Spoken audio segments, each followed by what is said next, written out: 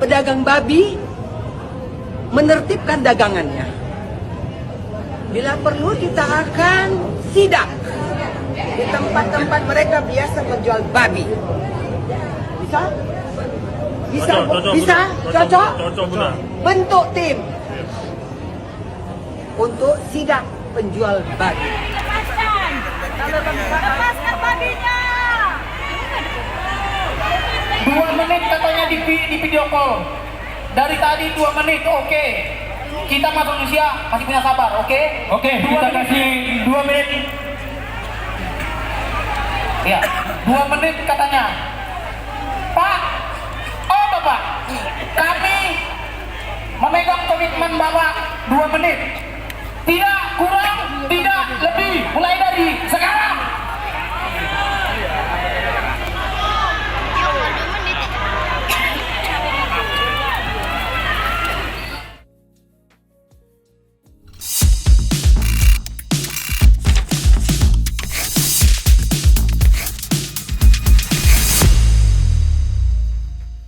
Pertengahan Februari kemarin, pemerintah Kota Medan mengeluarkan surat edaran tentang penataan dan pengelolaan limbah penjualan daging non-halal. Surat edaran ini dinilai diskriminatif oleh para pedagang babi di sana karena menyebut frasa daging non-halal. Mereka merasa bahwa penertiban ini harusnya nggak menyasar pedagang babi aja, tapi semua pedagang daging yang lain juga gitu. Soalnya edaran ini sempat dijadikan alasan bagi Satpol PP setempat untuk menghampiri dan melarang mereka berjualan. Makanya nggak heran jika ratusan pedagang dan konsumen daging babi di Medan melakukan aksi protes supaya surat edaran itu dicabut. Pemerintah Kota Medan sih membantah ya bahwa edaran tersebut bertujuan untuk melarang penjualan daging babi. Katanya kan ini hanya bertujuan untuk mengatur tata lokasi bagi pedagang daging non halal. Jadi dalam edaran tersebut ada larangan bagi pedagang daging non halal seperti babi, anjing, dan ular untuk melakukan pemotongan atau penjualan tempat-tempat yang gampang diakses publik seperti trotoar, badan jalan, atau fasilitas umum lainnya yang mengganggu estetika. Tapi kemudian mereka juga dilarang berada berdekatan langsung dengan area ibadah umat muslim. Ada keterangan juga bahwa surat edaran tersebut merupakan bentuk penguatan terhadap aturan yang sudah ada sebelumnya seperti Perda nomor 10 tahun 2021 tentang ketertiban umum dan Perwal nomor 9 tahun 2009 tentang larangan berjualan di trotoar dan drainase. Jadi artinya menurut pemerintah aturan ini bukan kebijakan baru yang diskriminatif. Aturan ini adalah penataan ulang agar aktivitas perdagangan berlangsung lebih tertib dan sesuai regulasi. Nah, tapi bagi para pedagang, persoalannya bukan soal lokasi aja. Karena dalam judul edarannya aja sudah menunjukkan perlakuan yang berbeda. Kalau alasan utamanya adalah limbah dan ketertiban, maka pengaturannya seharusnya berlaku untuk semua jenis daging dan semua pedagang tanpa memandang jenis dagingnya itu halal atau bukan. Apalagi para pedagang juga menegaskan bahwa pemotongan daging yang mereka lakukan tuh nggak dilakukan sembarangan pinggir jalan gitu atau di depan umum, tapi ya dilakukan di rumah potong hewan. Dan para pemprotes dalam aksi itu juga mempertanyakan urgensi kebijakan tersebut, mengingat masih banyak persoalan mendesak di Kota Medan, kayak persoalan banjir, narkoba, dan pelayanan publik itu harusnya mendapat perhatian yang lebih serius. Sentimen soal babi ini juga jelas sensitif banget ya, terutama buat umat muslim, terutama buat umat Islam di Indonesia. Bagi masyarakat kita yang mayoritas muslim, isu yang berkaitan dengan babi itu sering banget memunculkan reaksi yang dramatis gitu.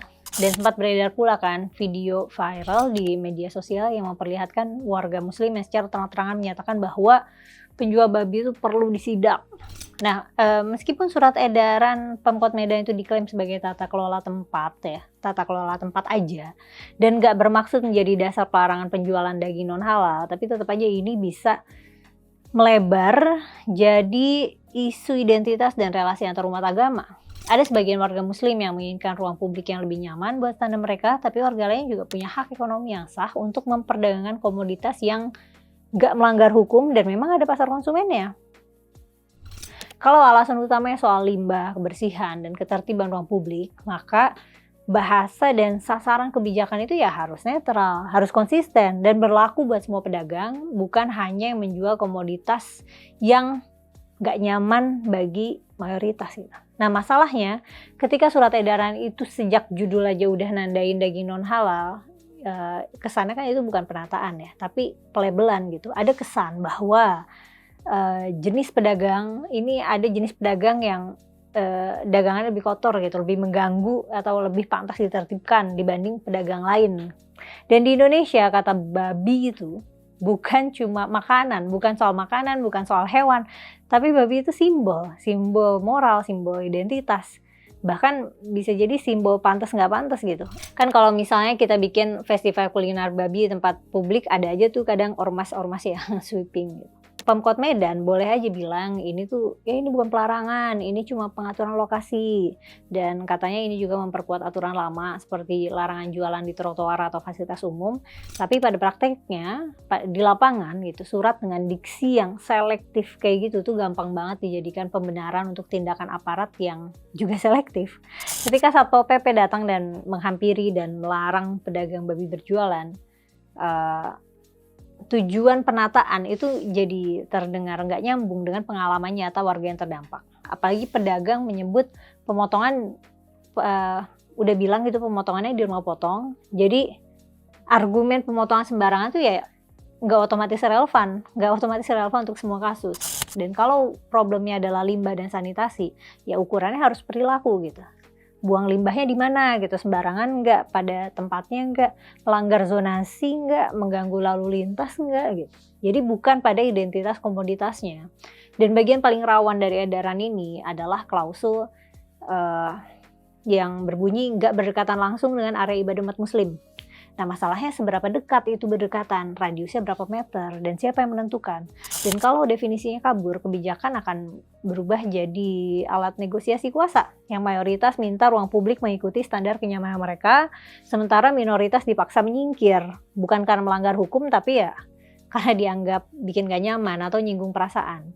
Ruang publik harus bisa menampung kenyamanan baik kelompok tanpa menjadikan ketidaknyamanan mayoritas sebagai alasan otomatis untuk membatasi hak ekonomi minoritas yang legal. Dan aku rasa kita semua melihat pola lama yang konsisten. Isu babi itu mudah sekali jadi bahan mobilisasi emosi. Jadi video viral tentang penjual babi perlu disidak itu ya nunjukin gimana sentimennya itu udah bukan soal ketertiban, tapi soal identitas agama. Dan pada titik ini aku rasa kebijakan yang awalnya administratif itu sangat potensial, sangat bisa berkembang jadi isu identitas dan bahkan relasi antar agama. Dan pemerintah seharusnya paham betul konteks sosial ini, karena ini sering terjadi, ini pola lama, pola familiar. Harusnya bahasa kebijakan itu ya harus ekstra hati-hati, bukan malah memakai kategori yang memicu stigmatisasi. Dan iya masuk akal juga kalau para pedagang mempertanyakan urgensinya. Di kota Medan yang masih berurusan dengan banjir, narkoba, dan pelayanan publik, kenapa yang ditegaskan justru isu yang ya urusan babi ini gitu? Kenapa malah ngurusin babi? Ya bukan berarti ketertiban pedagang dan ketertiban limbah itu nggak penting, tapi ya kayak mencurigakan gitu. Publik berhak curiga ketika ketertiban diterapkan dengan logika, oh yang ini ditertibkan karena mengganggu estetika, sementara ada banyak pelanggaran lain yang dibiarkan, tapi nggak diatur, ya bisa jadi karena nggak nyentuh isu identitas. Kalau Pemkotnya memang menghendaki solusi yang adil, ya formulanya buat aturan berbasis perilaku dan dampak gitu. Jadi bukan berbasis label halal atau non halal. Dan harus menerapkan standar kebersihan, pembuangan limbah, zonasi usaha, dan larangan berdagang di trotoar secara merata untuk semua pedagang daging. Dan kalau mau ada zonasi khusus misalnya untuk jenis komoditas tertentu, ya harus ada definisi teknis yang jelas gitu. Harus ada alasan higienis yang terukur, harus ada aturan prosedur yang transparan, dan bukan karena ini non halal gitu. Kan dengan begitu pemerintah bisa menjaga ketertiban tanpa memproduksi warga kelas 2 gitu di ruang publik hanya karena komoditas yang mereka jual nggak sesuai selera moral mayoritas. Mengenai keharaman babi dalam syariat Islam dan latar hukumnya, aku dulu pernah bikin video tentang kenapa babi haram yang aku jabarkan dari sisi teks dan konteks. Ada 2 part kalau mau nontonnya. Pada akhirnya masalahnya itu sebenarnya bukan masalah boleh jualan babi atau enggak, atau boleh makan babi atau enggak, karena itu kan urusan keyakinan dan pilihan konsumsi masing-masing ya. Itu urusan hak pribadi, urusan preferensi. Tapi pada level tatanan publik, masalahnya adalah bagaimana negara memperlakukan warganya saat berhadapan dengan perbedaan. Kalau setiap kali mayoritas merasa nggak nyaman, lalu solusi yang dipilih adalah menyingkirkan yang minoritas, maka yang sedang kita bangun itu bukan kota yang tertib, bukan masyarakat yang tertib, tapi masyarakat yang takut pada keragaman. Karena gini, ketertiban yang sehat itu bekerja dengan ukuran yang sama untuk semua, yang aturannya jelas, kalau ada pelanggarannya juga jelas apa yang dilanggar dan penegakannya juga tegas gitu. Bukan ketertiban yang lahir dari stigma gitu, atau dari bahasa yang mendiskriminasi, bahasa yang menghakimi, dan standar kenyamanan yang sepihak. Dan kalau Pemkot Medan memang ingin merapikan kota, kesempatan terbaiknya ya justru sekarang gitu. Ya buktikan bahwa ruang publik bisa rapi tanpa harus mempermalukan, tanpa harus menekan atau mengusir warga sendiri. Tapi kalau menurut kamu gimana? Kamu setuju nggak kalau aturan ketertiban dan aturan limbah itu harus berlaku sama untuk semua pedagang daging tanpa perlu adanya label halal non halal? Dan menurut kamu edaran Pemkot Medan ini lebih tepat disebut penataan publik, penataan ruang publik, atau sudah masuk wilayah diskriminasi? Kalau kamu jadi Pemkot, aturan seperti apa yang bisa kamu lakukan seadil mungkin biar kebersihan dan ketertiban jalan itu efektif, tapi hak ekonomi pedagang juga tetap aman? Tulis kolom komentar ya. Makasih udah nonton sampai selesai. Sampai ketemu di konten selanjutnya.